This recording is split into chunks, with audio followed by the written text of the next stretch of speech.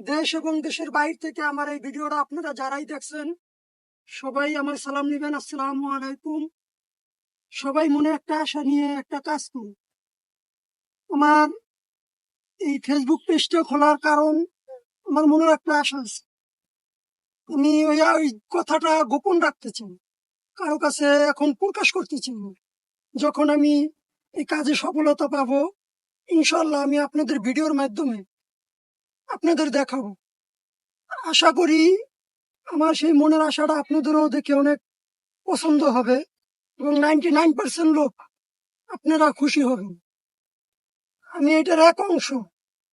আমি একটা এমন কাজে ব্যয় করতে চাই, যদি আল্লাহ আমাকে সফলতা দেন, আপনারা সবাই আমার জন্য দোয়া করবেন। আমি জানি আমার এই মনের আশাটা পূরণ হয় এবং এই কাজগুলো জানি আমি করতে পারি। সবাই ভালো থাকবেন, সুস্থ থাকবেন, এই দোয়াই করি।